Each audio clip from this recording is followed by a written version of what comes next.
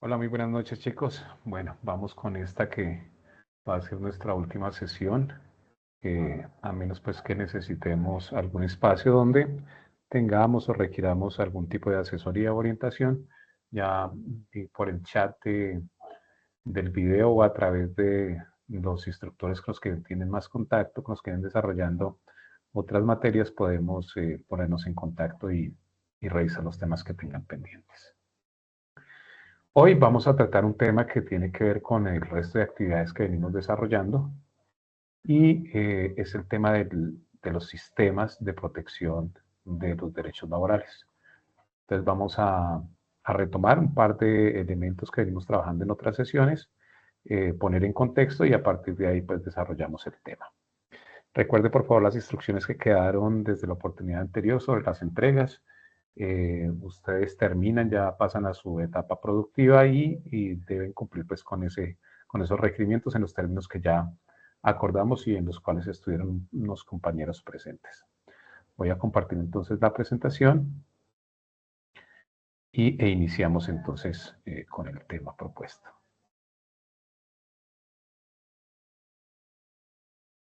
Ha estado molestando este sistema como muy lento. Ahora hice unas modificaciones o intenté hacer unos envíos de unos mensajes que tienen que ver con esta materia y está supremamente lenta la plataforma. Esperemos que me dé la oportunidad de compartir e iniciamos.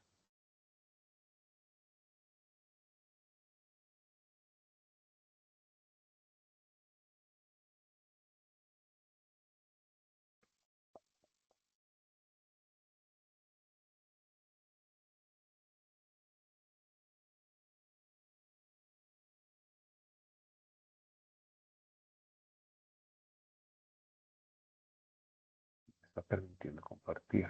¿Qué pasará?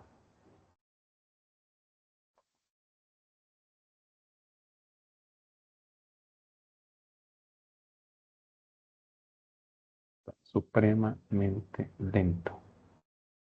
Y ya lo tengo abierto pues como carpetas. A ver, yo cierro todo esto que pueda tener por acá. Y en caso de necesitarlo lo abrimos. Pero está lento todas las aplicaciones.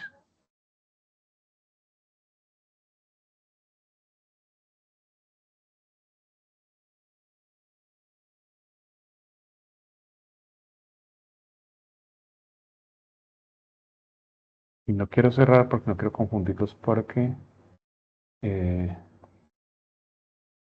para que no haya inconveniente con que aparezcan diferentes grabaciones. Bueno, acá me dice que ya estoy compartiendo. Vamos entonces a dar inicio. Bueno, eh, a modo de contexto, un pequeño recuento de lo que hemos venido trabajando. Trabajamos las dimensiones del trabajo, elemento que forma parte de alguna de las actividades evaluativas, después los derechos laborales, donde desarrollamos cada uno de los derechos laborales y enunciamos sus respectivos componentes. Hablamos sobre el trabajo decente, tema que se aborda también en el ejercicio de las actividades evaluativas que debemos entregar. El trabajo como factor de movilidad social y transformación vital, que fue el último tema que trabajamos, que contamos con la asistencia de algunos compañeros. Y hoy vamos a trabajar precisamente en este tema de derechos fundamentales del trabajo, los sistemas de protección de derechos humanos del trabajo. Aquí básicamente plantear de principio que cuando nos referimos a un sistema, y esto lo sabrán ustedes por su profesión, pues hablamos de un conjunto de elementos que se interrelacionan. Entonces vamos a hablar de un conjunto de elementos que interactúan para cumplir un objetivo, en este caso la protección de los derechos fundamentales en el trabajo. Eh, Recuerden también que acá, igual que en el modelo de sistemas o la teoría de sistemas mejor, tenemos los componentes de entrada, proceso, salida y una retroalimentación en torno a esto. Digamos, la definición de sistema se sostiene también en lo que nosotros planteamos en este modelo de protección de derechos humanos fundamentales del trabajo. Bueno, miremos entonces un poco este sistema, qué conjunto de elementos lo componen. Primero decir que los derechos laborales cuentan con mecanismos de protección nacional e internacional que buscan garantizar la dignidad humana, prevenir el abuso y restablecer derechos. Estos derechos que hayan sido vulnerados, particularmente en lo que nos interesa con el enfoque en el mundo del trabajo. Estos sistemas actúan de manera complementaria, no excluyente. Aquí hay un par de términos que es importante resaltar. El primero es este componente de mecanismos de sistema, o mecanismos, perdón, de protección nacionales e internacionales. Entonces acá vamos a tener unas capas. Vamos a tener precisamente ese sistema, va a estar conformado por instituciones de orden nacional y de orden internacional. Es decir, el trabajo es un derecho fundamental que está cobijado también por normas internacionales, normas que vienen de los acuerdos en los que estamos nosotros como Estado, como nación, como país, estamos vinculados porque así lo aceptamos y entonces nos acobijamos bajo esa misma metodología, bajo esos mismos principios y bajo esos mismos criterios. ¿Por qué existen sistemas de protección? Bueno, las razones básicas que lo hemos venido recalcando acá, que tiene el mismo ánimo que tiene la misma ley laboral, es que la relación laboral no es equilibrada. Es decir, hay una mayor vulnerabilidad del trabajador frente al empleador. Estos sistemas lo que buscan es precisamente que ese derecho laboral y los derechos humanos en esos sistemas tienen unos tratamientos especiales para básicamente lo siguiente, prevenir abusos. De eso se trata, prevenir abusos, para eso existen en la capa nacional y en la capa internacional, para garantizar derechos mínimos y para restablecer la dignidad laboral. Entonces acá tenemos un aspecto de prevención, ¿cierto? Antes de, para prevenir abusos se establecen una serie de criterios. Para garantizar derechos mínimos, esto es durante o para restablecerlos en caso de que haya sido ya sea posterior, que tienen que ver con el criterio de dignidad humana. Recuerden ustedes que ese concepto de dignidad humana atraviesa totalmente, igual que esta materia, término transversal, es transversal a todos los derechos humanos. Por supuesto, también tiene que ver con el derecho al trabajo. El primer sistema o la primera organización, el primer componente que voy a mencionar que forma parte de este sistema es la Organización Internacional del Trabajo, que ya hemos venido comentando también en otras clases, que se manifiesta a través de convenciones o de convenios, formas pues de denominarlo. ¿Qué son? Son unos tipos de acuerdos que se hacen donde se establecen unas normas de juego, unas reglas de juego, y este tipo de organizaciones, particularmente como la Internacional del Trabajo, pues desde el nivel, como su nombre lo dice, internacional, fuera de la nación, fuera de las naciones además, tira línea, determina criterios para que sean aplicables en los diferentes territorios. La OIT es un organismo especializado de las Naciones Unidas, la OIT pertenece a Naciones Unidas y se encarga de promover la justicia social y los derechos laborales a nivel mundial. Bueno, esta figura de mundial se refiere al occidente del mundo, ¿no? Colombia es un Estado miembro de la ONU y ha ratificado varios de sus convenios fundamentales. Lo que les digo, convenios, convenciones, es el concepto que vamos a encontrar con estas figuras.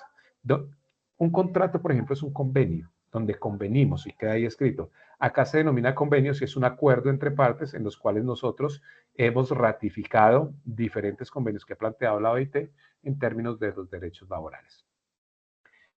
¿Qué función tiene la OIT en términos de la protección laboral? La OIT protege los derechos del trabajador mediante diferentes mecanismos. Uno, los convenios que ya venía mencionando internacionales del trabajo. Dos, hace recomendaciones tras investigaciones, análisis, recopilación de diferentes procesos, de quejas, de reclamos, de comunicaciones. Entonces hacen recomendaciones cuando se está saliendo de los términos que se ha planteado en esos convenios o en esas convenciones que ya mencionaba. La supervisión del cumplimiento por parte de los estados de esas convenciones, de esos acuerdos hechos, es decir, que eso que se está planteando desde el origen internacional de la comunidad de naciones, pues se estén aplicando en los territorios. Tiene también a cargo el tema del Comité de Libertad Sindical. Esto es un comité que vela precisamente por esos aspectos que vimos en la clase anterior, que tenía que ver con ese componente social, colectivo del trabajador y su derecho a organizarse para la defensa de sus derechos. La OIT no sanciona directamente, no tiene, digamos, esa facultad sancionatoria, pero sí vigila y recomienda y presiona internacionalmente cuando se están alterando esos derechos de los trabajadores o de la ciudadanía laboral, en este caso que le corresponde a la OIT. Entonces, ellos hacen manifestaciones, estas discusiones se presentan a nivel de naciones, entonces allí se ponen y se hacen esa serie de recomendaciones que dicen, por favor, mejoren esta situación que se está viendo alterada. Forma parte de ese sistema y es un apoyo, porque ya no depende solamente de lo que sucede al interior de la nación, digamos, con sus diferentes escenarios del Estado que los protege desde el legislativo, las políticas desde el ejecutivo o los fallos desde el judicial, sino que además tenemos esa otra instancia que es esa instancia internacional, en este caso porque vamos a ver otra de la OIT. ¿Qué derechos protege la OIT? La libertad sindical que está en el convenio, en la Convención 87, que la mencionamos también con anterioridad, la negociación colectiva que tiene que ver con esa solidaridad laboral que mencionamos también, que está en el convenio, en la Convención 98, la eliminación del trabajo forzoso, tema que también ya hicimos alusión, la abolición del trabajo infantil, recuerden que les hablaba yo de la transversalidad de este tema del trabajo infantil, porque es una restricción que se tiene y es un propósito también mundial que los niños en su etapa de infancia no estén desarrollando actividades de trabajo.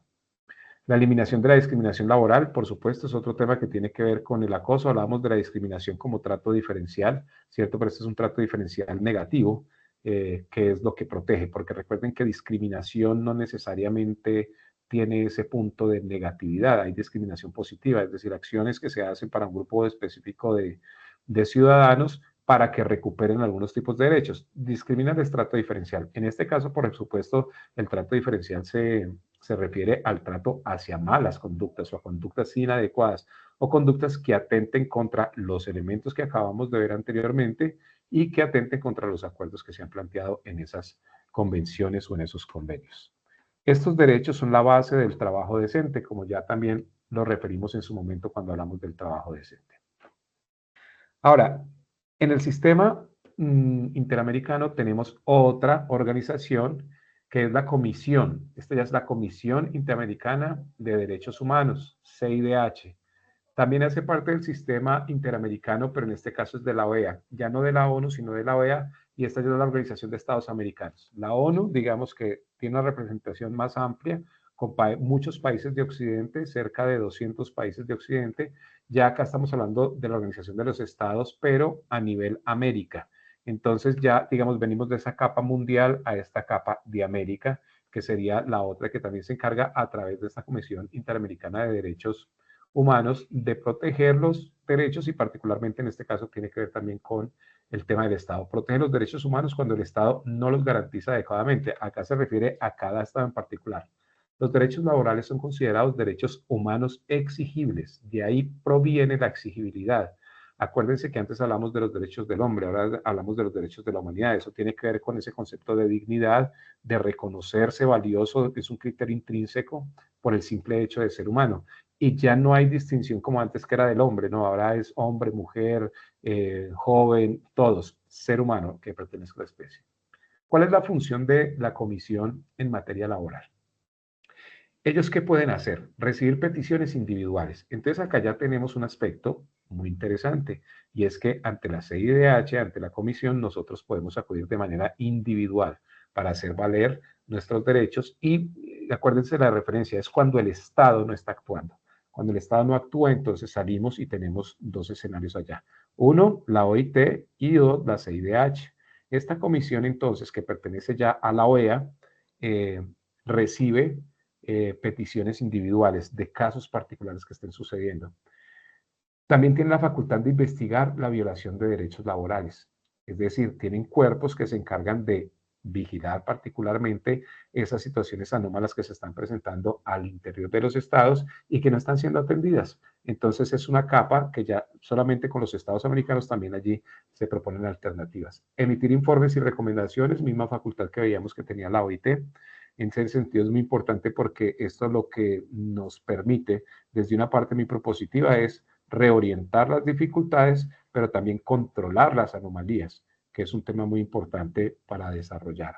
Remitir casos a la Corte Interamericana. Entonces acá ya tenemos, es importante que ustedes no confundan la Comisión Interamericana, ¿cierto?, con la Corte Interamericana. porque la comisión es un escenario donde se analiza, se hacen recomendaciones, se investiga, se reciben peticiones, inclusive de orden individual, y cuando esto ya no surte, va a la parte de la Corte Interamericana de Derechos Humanos.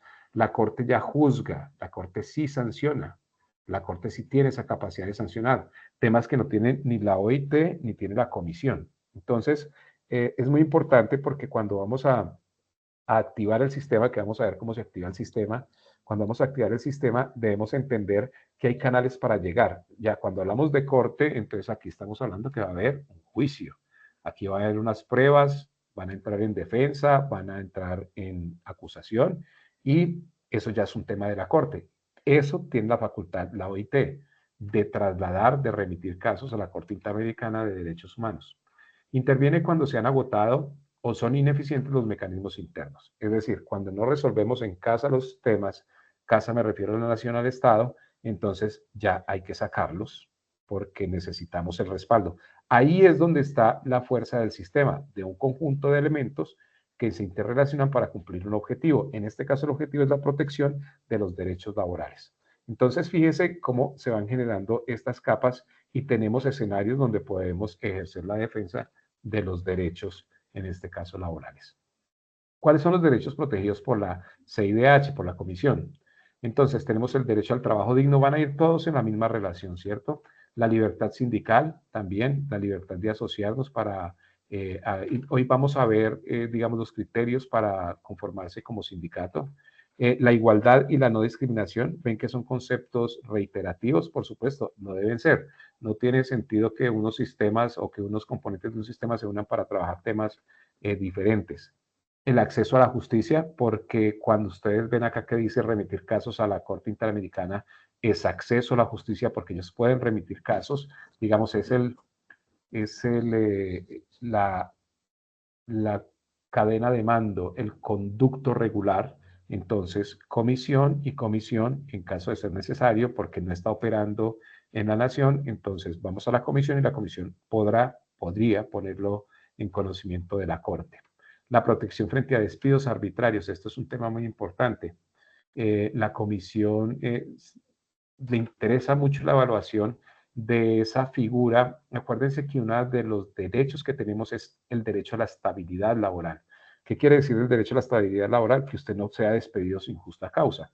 Obviamente, cuando hay una causa que es justa y demostrada, el empleador no tiene por qué tener un trabajador que no está cumpliendo con su función, pero en el caso de que hayan despidos que son injustificados, entonces lo que estamos alterando ahí es precisamente ese principio de estabilidad laboral.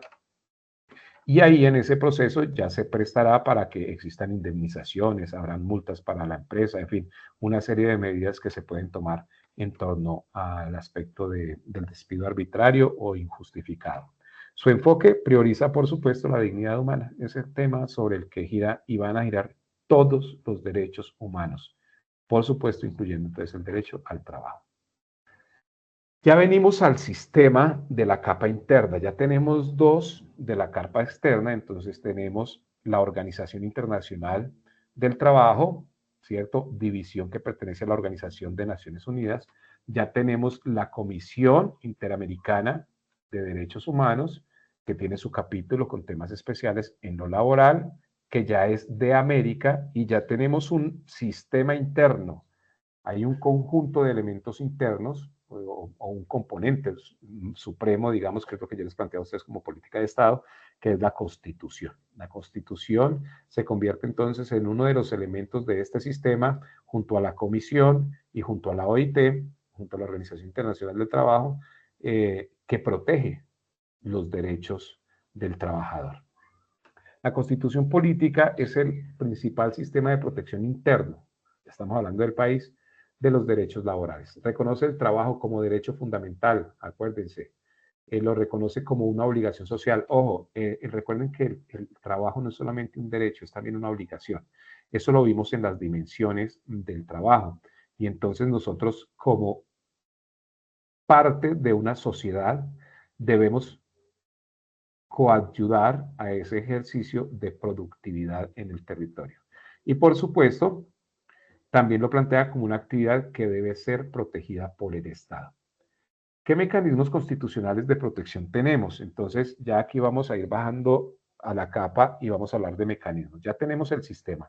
El sistema está conformado entonces por tres grandes elementos: Organización Internacional del Trabajo, la Comisión Internacional de Derechos Humanos y la Constitución Nacional, que en unos apartes específicos, los vamos a repasar ahora, habla de la protección del derecho al trabajo. Pero entonces hay unos mecanismos de orden constitucional, no legal. Ya cuando hablamos de constitución estamos hablando que es la política del Estado. Estos son temas que para cambiarlos, esto no cualquier mandatario lo puede hacer. Se requiere un acto legislativo, que es la figura mediante la cual el Congreso de la República puede modificar la Constitución, o una constituyente, ¿cierto? Ese acto legislativo se origina desde el presidente de la República y deberá contar pues con todo un proceso que hay toda una metodología establecida para ello. Y entonces ya se valorará si se hacen los cambios. Pero, mientras tanto, nosotros tenemos una serie de mecanismos que podemos activar para que, primero, en el nivel nacional se resuelva la situación de anomalía que se presente frente a la vulneración de un derecho, en este caso el derecho al trabajo. Y si no funciona acá, pues podremos ir a la comisión. Y si no funciona la comisión, pues vamos a ir a la OIT. Y si no funciona la comisión puede llevarlo a la Corte Internacional de Derechos Humanos. Entonces, fíjense que tenemos ese ejercicio, esa posibilidad, que ese sistema está hecho para proteger precisamente los derechos de los trabajadores. Veamos entonces los mecanismos que tenemos para la protección del derecho al trabajo. La Constitución garantiza los derechos laborales mediante el derecho de petición. Vamos a hablar del derecho de petición. El derecho de petición está consagrado en el artículo 23. Entonces, fíjense ustedes que estamos hablando de que solicitar, pedir, es un derecho que tenemos nosotros. Es decir, la petición es un derecho. Como este se llama derecho al trabajo, o derecho a la vida, o derecho al debido proceso, derecho a la salud, derecho a la educación. Este es un derecho a pedir. ¿A pedir qué? Información, a solicitar información. Fundamentalmente se basa en eso, pero quiero que entiendan esta primera capa. Es un derecho que tenemos como ciudadanos, forma parte de los derechos fundamentales, artículo 23 de la Constitución. Tenemos la acción de tutela. Este mecanismo es un mecanismo también muy importante. Este está establecido en el artículo 86 de la Constitución. Este mecanismo es un mecanismo que, a diferencia del anterior, el primero, el derecho de petición, es un mecanismo de orden administrativo, mientras que el derecho de tutela es un derecho, digamos, un mecanismo judicial. Entonces ya activa es el fallo de un juez. Este se interpone en un juzgado, ante un juez. El anterior se interpone ante una entidad administrativa, pública, privada, están obligados porque es un derecho. Y mientras la entidad esté dentro de la nación, debe cumplir con el deber de respeto de los derechos que tienen los ciudadanos. Entonces ya vamos a entrar un poquito más en estos dos derechos. Por supuesto, hay otros mecanismos que ya hemos hablado de ellos. La libertad sindical, eso es un derecho. Tenemos derecho a asociarnos para la protección. Y eso es un mecanismo de orden constitucional, artículo 39 de la Constitución Nacional. La negociación colectiva, artículo 55 de la Constitución Nacional. Entonces, la negociación colectiva también es un derecho. Todos estos artículos que tenemos a partir, a ver, un poco más, hasta el artículo 95 tal vez, enuncia los derechos. Entonces tenemos ya, como lo hemos mencionado, derechos sociales, derechos colectivos, tenemos derechos individuales. Hay toda una clasificación de derechos que suman hasta ese artículo 95, tal vez es que van los derechos. Ya el 96 habla de las obligaciones. Entonces, fíjense que todos están en ese marco: 23, 86, 39, 55, todo ese es el listado de derechos. Acá en el marco de lo laboral nos interesa como mecanismos que se pueden activar para defender nuestros derechos, pues tenemos el derecho de petición, un proceso administrativo, acción de tutela, un proceso judicial, la libertad sindical, un derecho de asociarnos, la negociación colectiva, es decir, podemos ir a negociar las condiciones de trabajo, tema del cual ya hablamos, el derecho a la huelga, que digamos es que ya también lo referimos y está como tarea hacer en torno a ellos un cuadro sinóptico, bueno, hay un mapa conceptual que tenemos ahí como tarea frente a esto, el derecho a la huelga, que es el cese de actividades, y ya vimos cuáles son las características, los requisitos y cuándo se puede hacer, pero esto nos permite, ¿para qué lo hacemos? Son mecanismos constitucionales, que forman parte de ese tercer componente del sistema y que activamos para la defensa de los derechos. Estos mecanismos permiten la protección inmediata. Lo que busca es no dejar avanzar una situación que se nos convierta en un problema mayor. Y vamos a ver más adelante que esa es una de las finalidades que tiene, digamos, el sistema y los mecanismos. ¿Qué relación tienen entonces los tres sistemas? Los sistemas de la Organización Internacional del Trabajo, de la Comisión Internacional de Derechos Humanos y la Constitución Política de Colombia se complementan, es decir, se articulan. Recuerden que esto viene de un gran bloque que es el bloque de los derechos humanos, eso es ONU, ¿cierto? Particularmente con un componente, en este caso la Organización Internacional del Trabajo, dedicada a los temas laborales. Entonces ahí tenemos el primer momento, ya vimos el tema de la comisión, entonces acá se articula, porque el derecho al trabajo viene en la Constitución de nosotros en el bloque, se ya conoce como el bloque de constitucionalidad, es que lo acordado en el marco de los derechos humanos debe bajarse el territorio, ese es el bloque constitucional. Entonces en este caso se complementan, se refuerzan mutuamente, se hacen acompañamiento, buscan proteger la dignidad del trabajador, volvemos al concepto de la dignidad. El artículo 93 de la Constitución, artículo 93 que les mencionaba yo, quedamos más o menos hasta el 95, dice, los tratados internacionales, estamos hablando, en este caso, Comisión, que es OEA, Organización de Estados Americanos, y OIT, que es ONU, los tratados internacionales sobre derechos humanos prevalecen en el orden interno. Los tratados internacionales sobre derechos humanos prevalecen en el orden interno. Por eso están ajustados acá. Y tienen prevalencia. Ese es el bloque constitucional que les mencionaba. Ahora, la protección integral del trabajo. Esto no depende solamente del empleador, que debería ser quien lo protege, ¿cierto? Debería ser quien protege el trabajo. También entonces entra el sistema que estamos hablando. Está respaldado por normas nacionales e internacionales. Estos informes, los derechos humanos, cuando firmamos nosotros el acuerdo de los derechos humanos, pues estamos reconociéndolo, ¿cierto? Y eso es una norma de orden internacional, pero tenemos las nacionales. Primero en cabeza de la Constitución, como lo acabamos de ver, pero además a través del Código Sustantivo del Trabajo. Requiere de trabajadores informados y organizados. Esto es muy importante. Precisamente por eso el hecho de que ustedes vean, descubran, conozcan, refrenden, refresquen, aprendan estos elementos de protección laboral, tiene que ver que los trabajadores estén informados. Yo les decía a ustedes que en principio el sentido de esto es porque esto es un acuerdo entre la organización sindical y el Estado, que este tipo de materias estén presentes, y por supuesto los temas de organización, que es lo que vimos acá a través del sindicato, por ejemplo, ¿cierto? O la negociación colectiva. Ese tipo de figuras tienen que ver con la organización de los trabajadores, pero para que eso pueda suceder deben estar informados. Conocer estos sistemas fortalece la ciudadanía laboral, tema del que hablamos, de acuerdo a todas estas personas que son ciudadanos, pero que tienen ese rol de estar en el tema laboral, del trabajo, y la defensa de la dignidad humana, particularmente en el trabajo.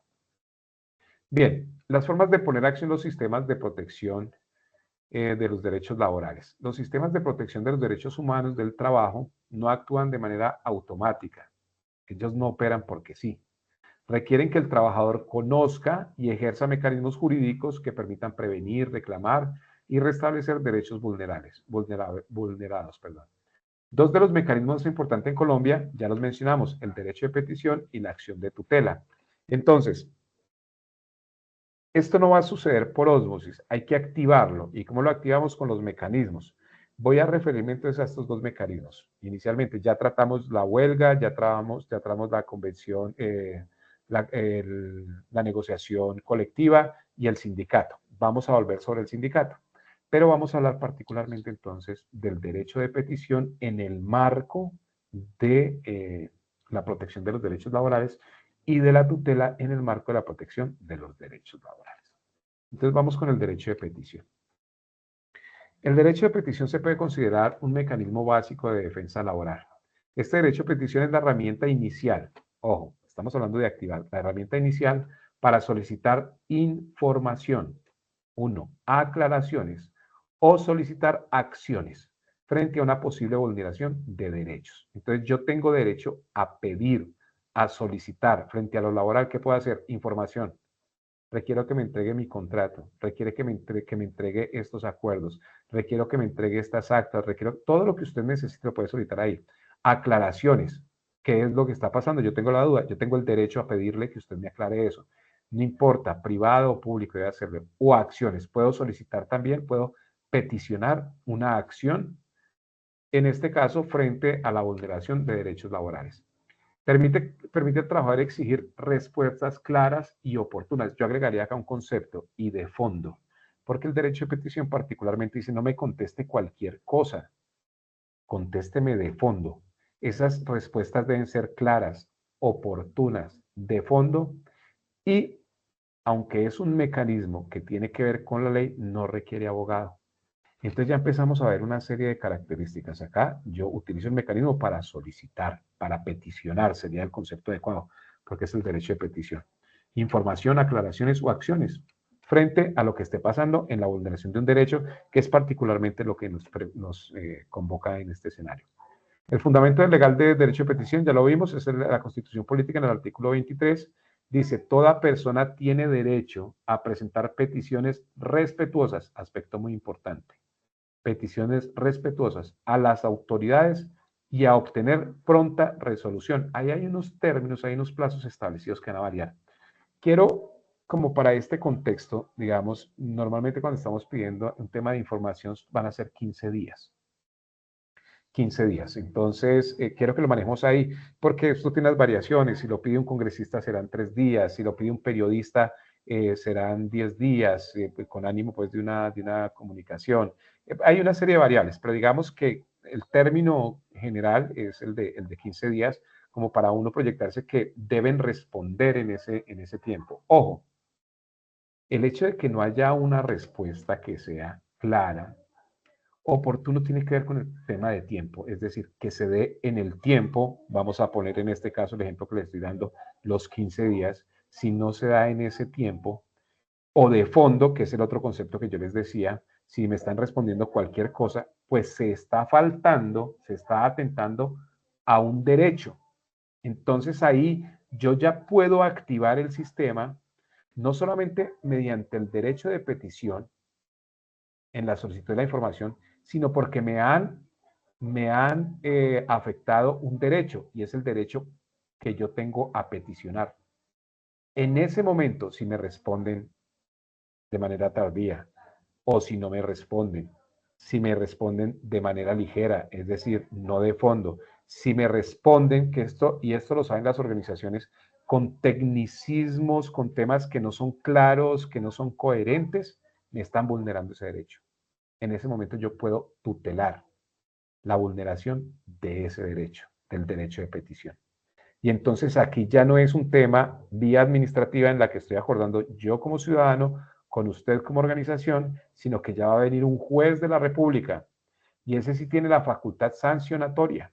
Entonces el juez de la República, en amparo de un derecho, que es el derecho de petición, que fue vulnerado. ¿Y por qué fue vulnerado?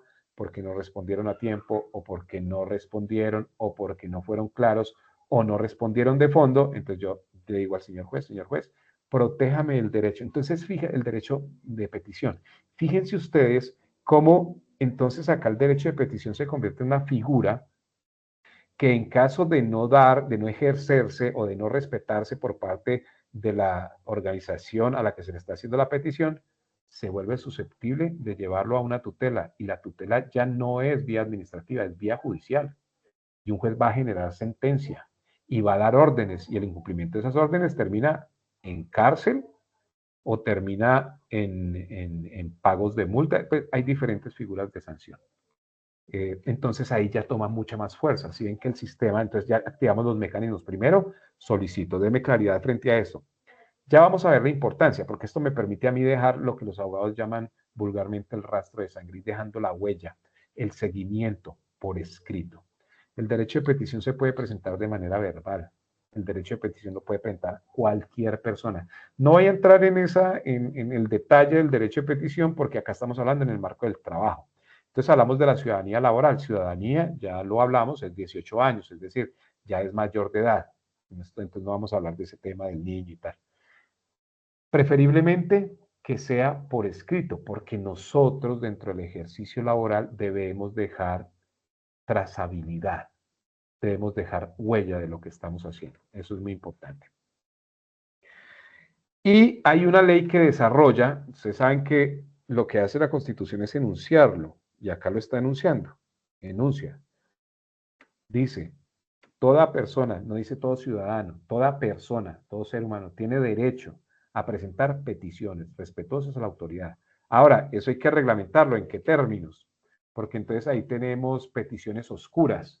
Hay toda una clasificación del derecho de petición. Si digamos yo debo ser muy puntual por los temas que debemos abordar, quiero que tengan el marco general, les hago la referencia normativa, pero pues si en una asesoría requieren, miramos y revisamos que podemos tratar el tema totalmente a fondo, inclusive en temas muy particulares. Hay una ley que ya lo desarrolla, que pone las reglas del juego frente a eso que plantea la Constitución, que es la 1755 de 2015. Regula el derecho de petición frente a autoridades y particulares. Porque, ojo, no es un tema solamente que tiene que ver con lo público, ¿no? También se ejerce ante los particulares, que ejercen funciones públicas o afectan los derechos fundamentales. En este caso, el trabajo es un derecho fundamental. Por lo tanto, si yo lo veo afectado, yo puedo activar mediante el mecanismo de derecho de petición, el ejercicio de un derecho que yo tengo, a solicitar información, a solicitar que se desarrolle una acción o a solicitar una aclaración. Tengo derecho a eso y lo puedo activar frente a un ente estatal público o ante un particular. ¿De acuerdo? ¿Cuándo usar el derecho de petición en lo laboral? Bueno, cuando necesito, por ejemplo, solicitar copia de un contrato o de condiciones laborales. Entonces, por favor, de manera respetuosa. ¿Cómo se encabeza un derecho de petición? Usted puede mencionar el artículo. De acuerdo al artículo 23 de la Constitución Política Nacional y en ejercicio de mi derecho fundamental a la petición, de manera respetuosa solicito, o sencillamente encabezándolo, de manera respetuosa solicito. Eso ya plantea el ejercicio del derecho de petición. Se toma como un derecho de petición. Una PQR se consideran derechos de petición. Entonces, sí, hay muchos mecanismos, ¿cierto?, que tenemos allí. Si estuviéramos de este lado, haríamos la formación de cómo yo debo recibirlo, cómo debo tramitarlo. Siempre lo van a recibir, siempre, siempre. Un derecho de petición siempre se recibe. Ahora, el incumplimiento está cuando no se tramita. No, y obviamente si no lo reciben, ahí ya, digamos, están faltando el derecho, porque usted tiene el derecho a pedir, a peticionar. Exigir afiliación de seguridad, por ejemplo. Mediante el derecho de petición exijo que me digan cómo está mi afiliación o que me afilien porque no estoy afiliado. ¿Qué es lo que va a suceder con eso? Lo que va a suceder con eso es que me van a responder que no me tienen afiliado, por ejemplo. Y si ellos me responden que no me tienen afiliado, ya están vulnerando uno de los derechos laborales. Y es que yo debo estar afiliado a Seguridad Social. Pedir explicación sobre descuentos laborales. Si me descontaron, que es una anomalía, yo puedo, venga, de manera respetuosa, solicito, porque me están descontando. ¿Qué es lo que pasa? ¿Qué es lo importante acá?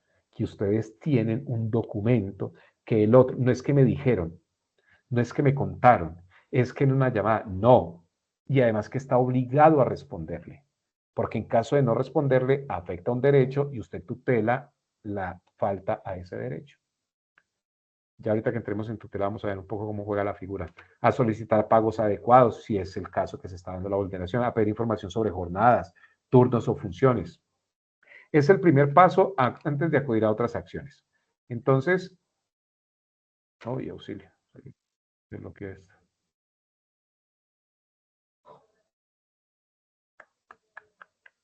Bueno, lo primero que se debe hacer para tener, acuérdense que si esto termina en el tema de... me botó. ¿Sí estoy compartiendo? Sí, sí estoy compartiendo. Si esto termina en el tema judicial, si termina ya sea ante un juez vía tutela para que proteja un derecho o ante un juez laboral porque el tema se llegó a esa instancia porque no hubo acuerdo, o ante la comisión y de la comisión va a la Corte Internacional de Derechos Humanos, en derecho se prueba. Necesitamos evidencias y las evidencias se pueden recabar. Es una forma a través de este mecanismo, donde yo tengo un documento que está certificando la situación. Bien, la importancia del derecho de petición. Deja constancia escrita del reclamo. Yo reclamé. Y acá está, el derecho de petición. Obliga al empleador o entidad a responder. Lo obliga. Está obligado a responderme. Y tiene un plazo para responderme, que esto es un tema muy importante, el criterio de oportunidad. Tiene un plazo para responderme. ¿Qué respuesta me va a dar? Entonces, porque si me falta la respuesta, pues entonces yo activo la tutela por no responderme y afectarme el derecho que yo tengo a que usted me responda. Previene conflictos mayores. Claro, esto prende alertas, esto prende alarmas. Cuando se llega al derecho de petición, esto prende alarmas dentro del el trabajador está solicitando la protección de sus derechos y conoce los mecanismos legales que tiene y está dejando trazabilidad. Entonces esto también pone en conocimiento anomalías que hayan, porque no siempre pueden ser de conocimiento del gerente o del directivo, pueden ser anomalías que estén sucediendo en una dependencia, que sucede mucho, temas personales que también suceden en las relaciones laborales entre trabajadores, colaboradores, pero entonces, digamos, puede evitar que las cosas pasen a mayor y poner de manifiesto muchas situaciones. Y sirve como pruebas en procesos posteriores. Lo que les decía, deja trazabilidad, va dejando la huella. Y esto es muy importante porque lo que reitero, si llegamos a instancias judiciales, el derecho es probando. El silencio o la respuesta evasiva puede constituir vulneración de derechos. Si no me contestan o si no me contestan de fondo, de manera clara, lo que yo estoy solicitando, me están vulnerando el derecho. Usted me puede contestar, pero me debe contestar de manera clara. Entonces, si usted no lo hace, yo puedo pasar al siguiente momento, que sería el de acudir a la rama judicial. ¿Vía qué? La acción de tutela. Entonces, ¿qué es la acción de tutela? Entender el tutela es entender, por ejemplo, cuando uno habla de los cerros tutelares. Los cerros tutelares se refiere a los cerros de donde se vigilaba, desde donde se vigila o desde donde se cuida. Tutela tiene que ver con eso, con cuidar, con vigilar, con proteger. Entonces, por ejemplo, en Bogotá se dice que Monserrate es un cerro tutelar, porque desde ahí se observa, desde ahí se protege. En otro en aquel entonces, por eso ustedes ven que todas las capitales están en partes altas. Asunción es alto, ¿cierto? Quito es alto, Bogotá es alto. Digamos, la mayoría es un tema que en su momento tenía que ver que en la guerra yo, estando arriba, pues tengo más control de tengo ventaja estratégica. Claro, hasta que inventaron el avión y eso ya no funcionó, pero esa era, digamos, un poco, es desde donde vigilo, desde donde protejo. Eso es tutelar. Tutelar es proteger, es cuidar. Y entonces tenemos una acción, ojo, acción, actuar. No es cualquier cosita. Permítame un segundito.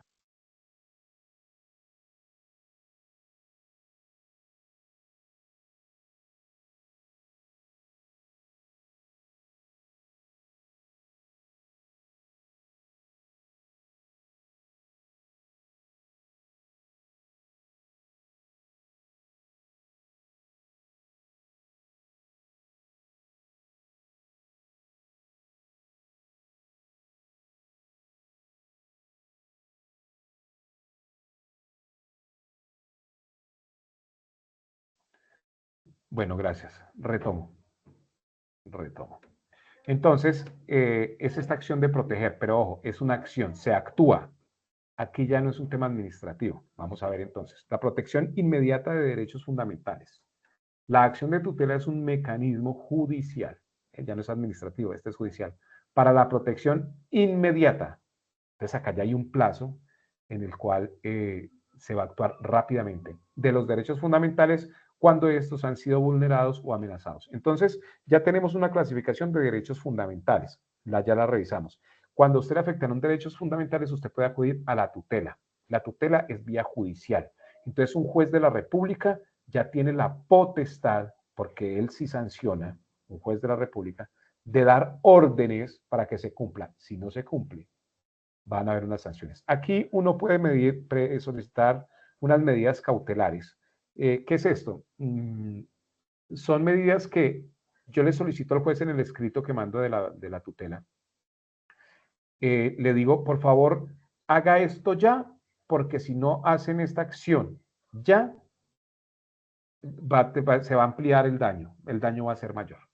Entonces, cuando el juez lo recibe y antes de fallar valora, porque él tiene 10 días para fallar, valora que la situación es de alto riesgo, él inmediatamente da la orden de que se ejerza una acción, de que se impida un despido, o bueno, dependiendo del caso, se pueden solicitar esas medidas preventivas y esas medidas preventivas se van a fallar inmediatamente. Ingresa la tutela, es admitida porque cumple los requisitos, entonces inmediatamente podría él, eso lo decide, eso ya es la valoración del juez, dar la orden de una acción inmediata mientras él termina de estudiar el caso o ella termina de estudiar el caso y ya da el fallo de tutela. Es un instrumento rápido, eficaz y preferente. Recuerden este concepto de eficacia. Entonces tiene que ver con cumplir el objetivo. ¿Cuál es el objetivo? Proteger el derecho que ha sido vulnerado. Y es preferente. ¿Por qué? Acá esto es un tema importantísimo. Porque si usted no ha agotado, si usted tiene otros recursos, si usted tiene otros mecanismos antes de llegar a la tutela, debe activarlos y no ir directamente a la tutela. Eso es lo que tiene que ver con lo preferente de la tutela.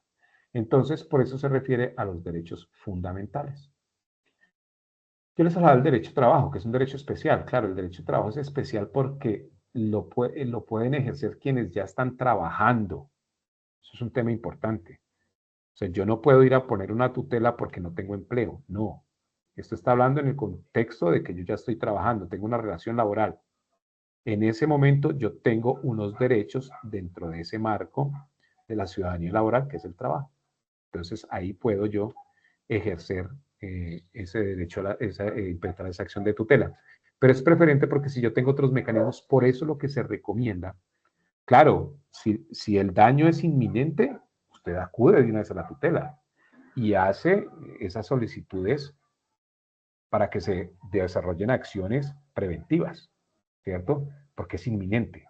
Pero cuando son procesos laborales, que podemos tener un tiempo, que hay una situación que se presenta, pues normalmente se inicia, ustedes saben todos los mecanismos que tenemos al interior de las organizaciones, entonces va uno y activa el comité, el COCOLA, entonces allí hay unas conversaciones, se llegan a los acuerdos, se pueden hacerse y se resuelve el asunto. Eso trasciende, entonces nos vamos a más, entonces podemos ir con el derecho de petición en la medida que sea oportuno y necesario, y si no, después iremos entonces a la tutela. Y si no, iremos pues al proceso laboral y todo este tema. Pero este concepto de preferente tiene que ver con eso, con que yo requiero que sea inmediato, ¿de acuerdo? Fundamento legal de la acción de tutela, ya dijimos que es el artículo 86, toda persona que dice ese artículo de la Constitución, toda persona puede acudir a la acción de tutela para reclamar la protección inmediata de sus derechos fundamentales. Y hay un decreto que lo desarrolla, que es el decreto 2591 del 91. Reglamenta el trámite de la acción de tutela.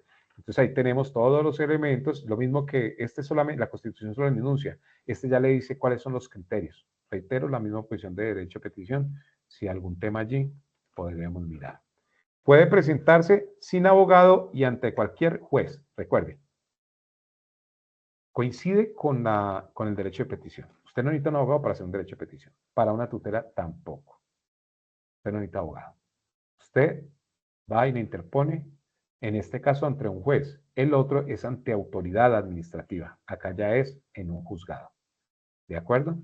Entonces ya se puede presentar sin abogado y ante cualquier juez. ¿Cuándo procede la tutela en materia laboral? Veamos entonces. Cuando hay una vulneración del mínimo vital. Ustedes han escuchado esa discusión, está muy de moda ahora el tema del mínimo vital, y entonces se habla de salario mínimo, y el concepto que sacaron ahora es el de mínimo vital. Entonces, el concepto de mínimo vital es un concepto que está en la Constitución y que forma parte del marco de derechos humanos, y entonces, digamos que la base sí tiene que ver con el derecho, con el salario mínimo, pero se denomina vital porque, acudiendo al mismo mecanismo que debería tener el otro, es que usted tenga una vida digna y que su remuneración en términos económicos le dé para pagar unas condiciones de vida. De ahí fue que salió este gobierno diciendo que ellos calculaban que se necesitaba ese aumento del 23% o 23.7% para ajustarlo al mínimo vital, calculando que una familia que tiene tantos miembros y en el cual trabajan 2 personas, que es además el agravante ahí, o el argumento fuerte, trabajan 2 personas, ahí lograrían tener el mínimo vital en un marco de un modelo de familia, ¿cierto? Hombre, mujer o, bueno, las figuras que tenemos ahora, y con su núcleo familiar necesitarían eso para poder vivir en las condiciones de los precios del mercado actual. Despido que afecta a los derechos fundamentales, claro. Entonces, usted hay un derecho, el despido le puede a usted afectar muchos derechos, el derecho a la educación, el derecho a la salud, el derecho, pero por supuesto que sea de manera injustificada, que es lo que siempre se reitera. Negación de seguridad social en salud o pensiones, pues estos son temas de derechos fundamentales, el derecho a la salud o la protección social, que es también un derecho fundamental. Entonces, ante el no pago, yo puedo acudir directamente a una tutela porque me están vulnerando el derecho. Que se sugiere acá, que usted tenga la evidencia también. ¿Cómo la obtiene? Pues solicitando lo que les planteé en el ejemplo anterior con el tema de, de derecho de petición. Usted solicita que no me están pagando y usted ya por lo menos tiene para demostrar que tiene una solicitud. Ellos habrán de responder. Si efectivamente no lo están haciendo, pues ahí tenemos la evidencia. Discriminación laboral también se activa frente a eso. Digamos que ahí tenemos una serie de procesos previos. Recuerden que esto es preferente. Cuando no hay otros mecanismos, entonces nos vamos a ese. Pero, digamos, hay unos mecanismos internos en las organizaciones que debemos conocer y que hemos platicado varias veces que podemos activar. Acoso laboral con afectación grave. Hay una figura que es la de violencia institucional. Y es que muchas veces las instituciones se demoran mucho y las condiciones emocionales, psicológicas, de salud física se ven afectadas. Acudo a la tutela para que se tomen las medidas, porque las instituciones puede que ni el COCO la opere, puede que no esté operando el sistema de seguridad y salud en el trabajo, que no esté operando, que no estén respondiendo, que el Ministerio de Trabajo, que la Oficina de Trabajo, y esto se va yendo, entonces uno puede acudir teniendo todas las pruebas a ese mecanismo. Tiene una particularidad, ¿cierto?, de especial protección a mujeres, a jóvenes, personas con discapacidad y adultos mayores. Ahí hay un tema de preferencia en eso. Recuerden que joven en el contexto de Colombia no son menores de edad, son las personas hasta 28 años que forman parte de esa ciudadanía laboral. Y la tercera edad, pues también empieza a contar a partir de los 50 años que todavía estamos en vida laboral. Relación entre derecho de petición y tutela. Entonces acá ya vamos a ver cómo se relacionan estos dos. Ambos mecanismos se complementan, ¿cierto? El derecho de petición busca respuesta y solución directa. La tutela la activa uno entonces cuando se afecta ese derecho. La puede accionar cuando se altera el derecho, que usted ya tiene el derecho a trabajo, el derecho a salud, estos que ya vimos, pero también y además porque no se está ejerciendo, no se está respetando el derecho de petición. Exactamente, cuando no hay respuesta o la respuesta es insuficiente. Entonces, en ese caso, yo activo la tutela para que me respeten el derecho de petición. Esto es a lo que me estoy refiriendo acá. Ya los otros derechos lo conversamos pues en la parte anterior, teniendo en cuenta ese criterio de preferencia. O cuando existe una exigencia o riesgo grave, tema al que ya me referí, la tutela puede interponerse incluso para proteger el derecho de petición cuando no se responde. Es lo que les venía planteando. Ahí se puede también activar el derecho de tutela y fallarán en 10 días. Bien, el derecho de petición y tutela como puente con el sistema internacional. El uso adecuado de estos mecanismos fortalece la protección interna de los derechos laborales. Interna me refiero dentro del país. Acuérdense. Interna, internacional y la nacional. Entonces, cuando hablamos de una interna, estamos precisamente hablando de ese sistema que tiene que ver con la Constitución y con el marco normativo. Cumple el principio de agotamiento de recursos internos. Efectivamente, digamos, OIT y CIDH actúan cuando se han agotado los temas y acá no hay respuesta, pues entonces los sacamos de manera internacional. Permite, si es necesario, acudir a instancias como la CIDH. La protección empieza en el territorio, no en el exterior. Eso es muy importante también que lo entiendan. En el sistema, cuando hablamos del sistema de protección, entonces uno hace lo mismo que pasa con la empresa, muchachos. Entonces usted agota primero los procesos internos de la empresa. No hay, entonces lo sacamos. ¿Lo sacamos a dónde? A lo público, que es el que va a, o puede interceder en ese tipo de relaciones. Entonces, a través de diferentes instancias. El Ministerio del Trabajo, la Oficina de Trabajo, el Juez de la República. ¿Ven? Entonces ya lo sacamos, lo mismo pasa acá. Entonces, cuando ya se agotan los mecanismos internos y no hay respuesta que uno considera no es la adecuada, que esté vulnerable, entonces ya puede sacarlo allí. Responsabilidades del trabajador y del Estado. Vamos a clasificar entonces en dos este par de temas en la protección. El trabajador tiene la responsabilidad de, uno, conocer sus derechos. Es su responsabilidad. Por eso esta materia, para que usted conozca sus derechos. Segundo, ejercer los mecanismos legales. Usted tiene la responsabilidad de activar el sistema. El sistema no se activa solo, hay que activarlo. Y ya vimos mecanismos. Acá acabamos de ver dos. Derecho de petición, acción de tutela, pero ya vimos otros. La organización sindical, la negociación colectiva, la misma huelga, mecanismos, ¿cierto? Actuar de forma respetuosa y documentada. Esto es muy importante, la trazabilidad documentada. El Estado tiene el deber de, ojo, esto ya no es solamente responsabilidad, es deber, es su obligación. Tiene el deber de, esperen que yo creo que pronto me están escribiendo para solicitar ingresos. Acá me está, bandeja de entrada. No. Y que me estaban solicitando. Ok. Volvamos acá. Pues disculpa, por favor.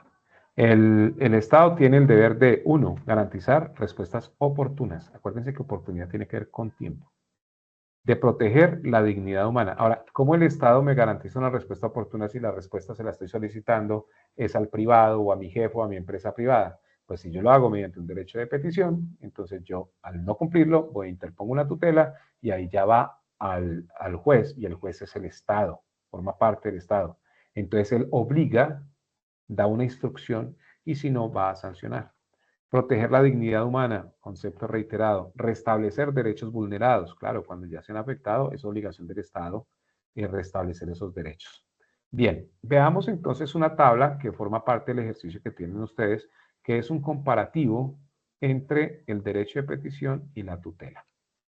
Vamos entonces con este cuadro comparativo de derecho de petición y acción de tutela en términos de la protección de derechos laborales. Vamos a ver un criterio, ¿cierto?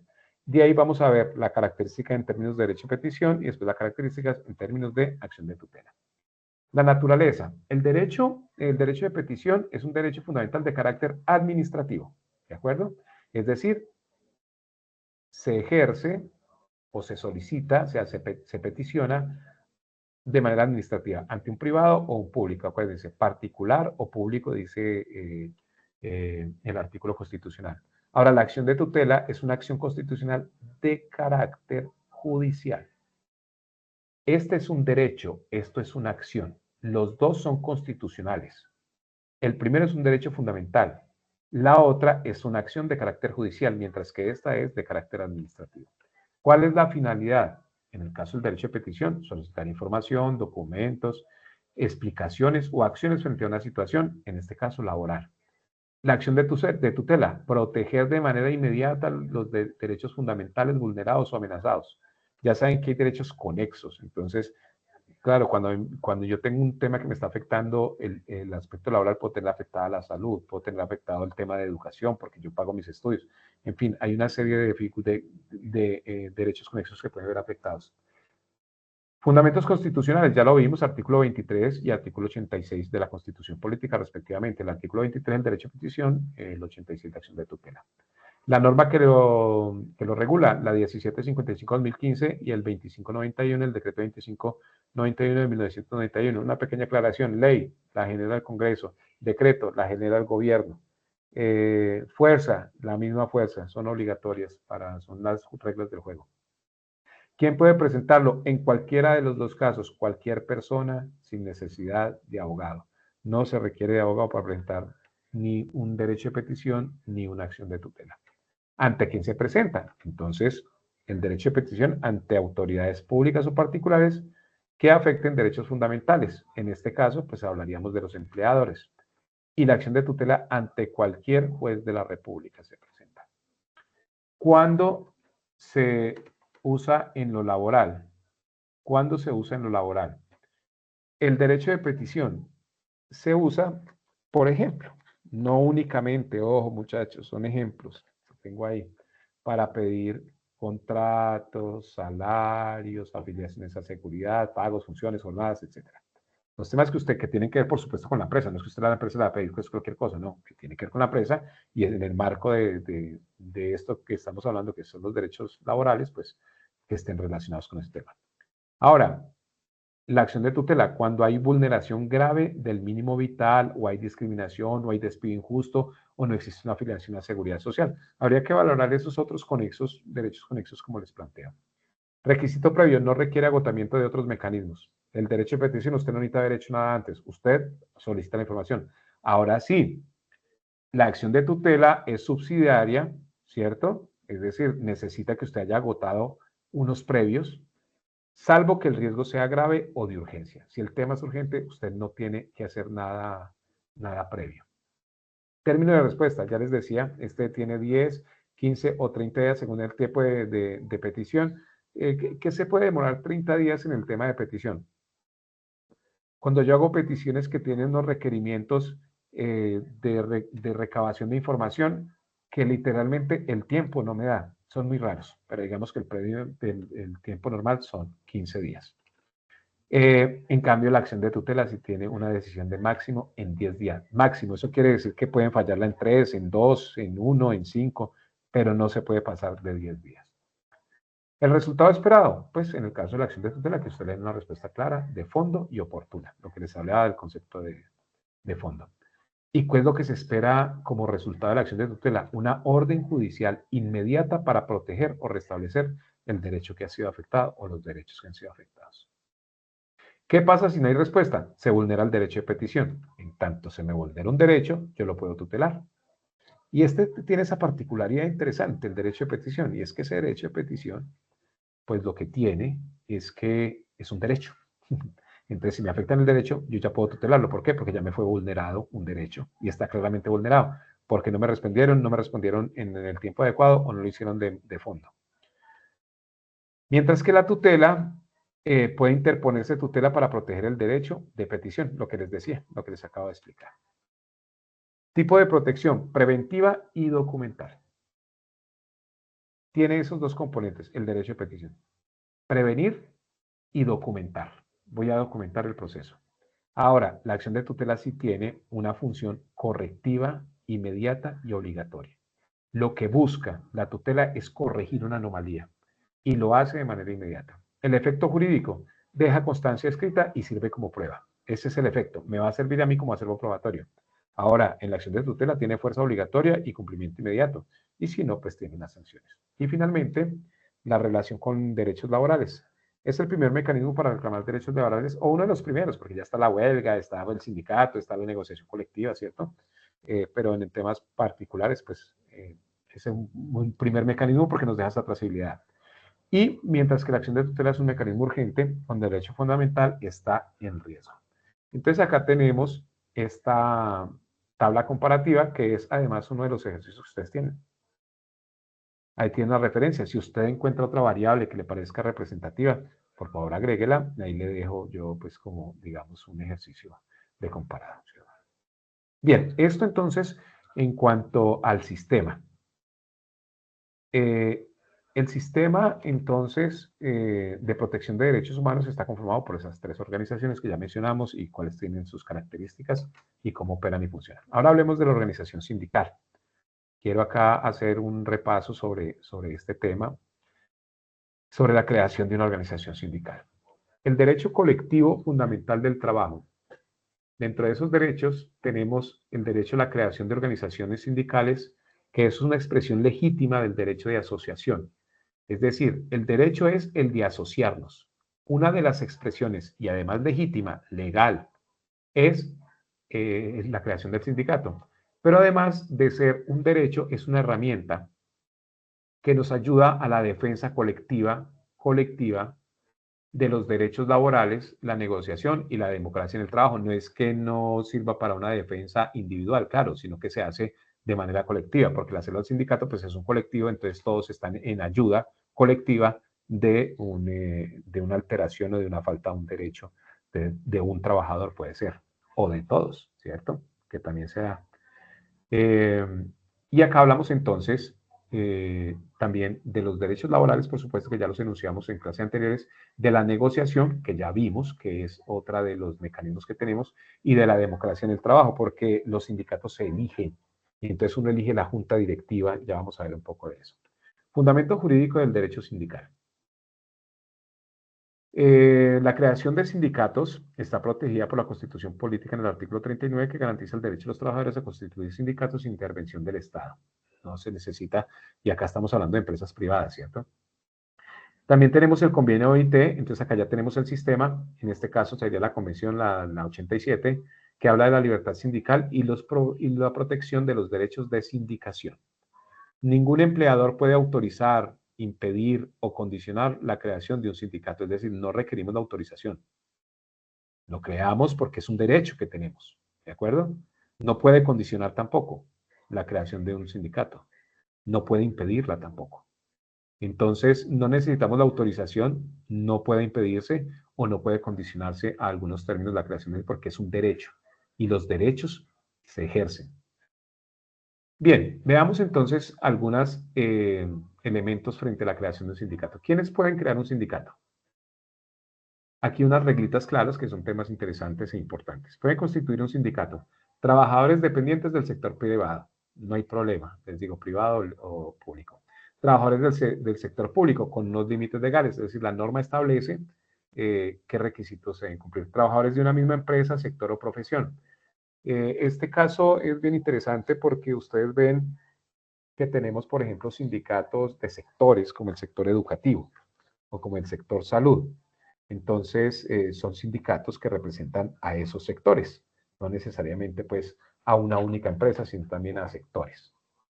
Y podemos tener también sindicatos de profesiones, o sea, puede crearse un sindicato de abogados, un sindicato de contadores, si llegan a nivel de organización. Lo que pasa es que ahí ya hay otras figuras de organización que son o colegios, normalmente le llaman colegios, colegiado es colectivo, entonces que representan los intereses de esos grupos. El Código Sustantivo del Trabajo, que digamos es quien regula el ejercicio laboral, que establece las normas, dice que se requiere un mínimo de 25 trabajadores para constituir un sindicato. Entonces aquí ya tenemos un criterio inicial. Primer paso, debe ser una decisión colectiva. El primer paso es la decisión libre y voluntaria de los trabajadores de organizarse sindicalmente.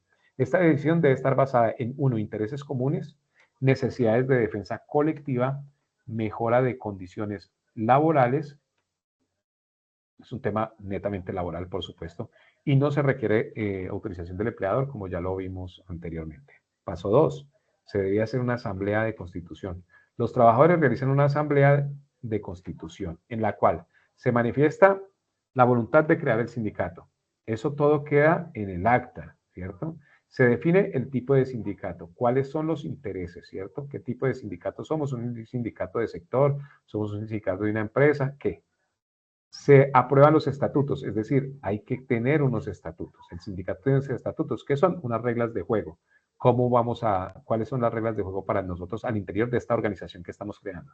Se elige una junta directiva, es decir, hay una representación y aquí está la figura de democracia. Se elige, ¿cierto? Con la participación de todos los sindicalizados, entonces se elige una junta directiva. Esta asamblea debe quedar registrada en un acta. Todo esto va con trazabilidad y eso lo hace un documento. El paso 3, la elaboración de estatutos. Los estatutos son las normas internas del sindicato, como ya lo explicaba anteriormente, y deben incluir nombre del sindicato, cuáles son los objetivos, los derechos y deberes de los afiliados, la estructura organizativa, un organigrama, puede variar, cada uno lo puede, digamos, hay unos lineamientos mínimos que debe contarse, ¿cierto? Ya vieron, por ejemplo, el de los 25. Régimen disciplinario, porque también tienen la facultad disciplinaria, manejo de recursos, porque van a tener una cuota para poder funcionar, operar, deben tener una cuota que la van a pagar los afiliados. Ese manejo de recursos, ¿cómo se hace? Los estatutos deben respetar la Constitución y la ley laboral. El sindicato no puede salirse del marco normativo por más organización independiente que sea y en ejercicio del derecho. Estamos en un Estado social de derecho, nos regimos por leyes y a eso debe apuntarse. Siguiente paso, el paso 4, elección de la junta directiva. En la asamblea se elige democráticamente la junta directiva encargada de, uno, representar legalmente al sindicato, defender los intereses de afiliados, eso es responsabilidad de la junta directiva, es quien tiene la facultad de convocar asambleas y participar en negociaciones colectivas. La elección debe ser libre, democrática y transparente. Nada hacemos nosotros organizándonos y quedando acá un feudo para que nos represente con unos intereses oscuros o particulares. Esto es, forma parte del derecho que tenemos nosotros a organizarnos y de la solidaridad en términos de lo laboral. Ese sindicato debe registrarse también, es decir, debe tener un registro sindical. El sindicato debe solicitar su inscripción ante el registro sindical que se hace ante el Ministerio de Trabajo, que aportan el acta de constitución, los estatutos, el listado de afiliados y el acta de elección de la Junta de Directivas. El registro tiene carácter declarativo, no constitutivo. Es decir, aquí ellos lo que están diciendo es que tomamos la decisión de conformarnos en el sindicato. Efectos del registro sindical. Con el registro sindical, el sindicato adquiere personería jurídica, es decir, acuerden que tenemos personas naturales y tenemos personas jurídicas. ¿Qué es una persona? Para que usted sea reconocido como persona necesita tener un número de identidad. Pues cuando creamos una persona jurídica, le asignan un número de identidad, que es lo que conocemos nosotros como el NID, ¿cierto? Puede actuar legalmente, es decir, como ya se ha constituido como una persona jurídica, puede hacer actuaciones legales. Esto quiere decir contratación, vinculaciones, en fin, todos estos elementos que pueden desarrollar que estén en el marco de la ley. Negociar colectivamente, que es uno de sus objetivos. Puede representar a los trabajadores, que es el objetivo, es delegar en ellos esa representación. El ministerio no puede negar el registro por razones discrecionales.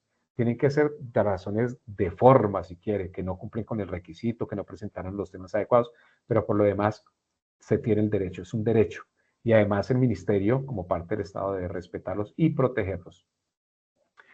Protección frente a las represalias, que digamos es un tema que se teme mucho, ¿cierto? La ley protege a los trabajadores sindicalizados mediante el fuero sindical, es una figura especial que hay, ¿cierto? Es una figura de protección especial.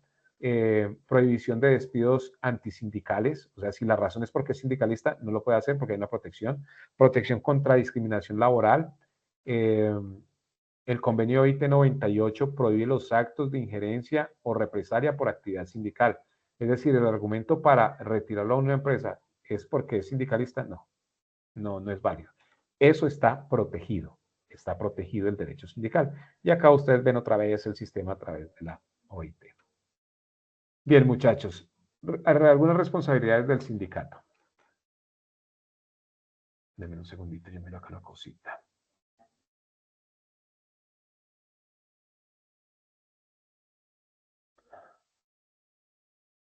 Bien, responsabilidades del sindicato. Entonces, dentro de las responsabilidades tenemos actuar de forma pacífica y democrática. Recuerden que es el mismo concepto de la huelga, debe ser pacífica. Esto no es para alterar la operación de una empresa ni pública ni privada, no, tiene que ser por un derecho fundamental y ahí es donde muchas veces se desfiguran ese tipo de mecanismos. Representar intereses colectivos, esa es su responsabilidad. Respetar la ley y los derechos humanos. Claro, los exigimos, pero también los respetamos. Promover el diálogo social, esto es importante, de eso se trata, de concertación. La organización sindical implica derechos y responsabilidades. Finalmente, ya con esto cierro la sesión de hoy y bueno, me despido de ustedes estando atento a los temas que tienen que ver con las actividades. Debo decirles que no he tenido acceso a Sofía Plus ni a Sajuna, ya solicité actualización a Mesa a la mesa de ayudas. Estoy en espera de que me resuelvan eso para poder dejar formalizado el tema de las actividades y, por supuesto, para poder evaluarlos y que ustedes tengan ese requisito y no tengan inconvenientes para pasar a su siguiente etapa. Sentido de la organización sindical, fortalecer la ciudadanía laboral, tema que ya tratamos, equilibrar las relaciones de poder, tema que es fundamental en esto, ¿cierto? Lo que busca es evitar esa desventaja o asimetría que tiene el empleado frente al empleador, aquí ya hablamos de colectivos, proteger la dignidad humana, tema recurrente y permanente en lo que hemos venido planteando. Contribuye a la paz laboral y social. Eso busca también, que podamos mediar, que podamos concertar, que podamos acordar. Crear un sindicato es ejercer un derecho fundamental colectivo, no es un acto de confrontación. Y esto es importante que lo entiendan ustedes cuando vayan a ejercer sus derechos. No se trata de desafío, es solamente protegerlo y además es un derecho y ahí hemos visto todo el marco. Bueno, chicos, acá espero, creo, considero que les he aportado todos los elementos para el desarrollo de las actividades. Recuerden revisar, por favor, las grabaciones. Esperaba, pues, asistencia, que estuvieran y tal, pero, bueno, sé que hay dificultades, igual que lo que me pasa a mí con respecto al tema de la plataforma, pues, muchos con el tema del correo electrónico, aunque son asuntos que ustedes debieron haber para una próxima formación con nosotros, que serán siempre bienvenidos, que continúen su proceso formativo de mejora, pues que tengan de una vez eso resuelto, el tema de los correos institucionales y desde el primer momento dejar eso listo. Sé que se escapa de las manos porque en el caso mío, por ejemplo, se me escapa de las manos que la plataforma genera inconvenientes, las saturaciones, en fin, hay muchos temas ahí. Espero haberles aportado al proceso formativo de ustedes y estoy atento a cualquier inquietud. Espero que la pasen muy bien y muchos éxitos en ese ejercicio. Estamos en contacto. Hay compañeros que tienen el contacto telefónico mío. Si desean por ahí, con mucho gusto. Un abrazo y una feliz noche para todos.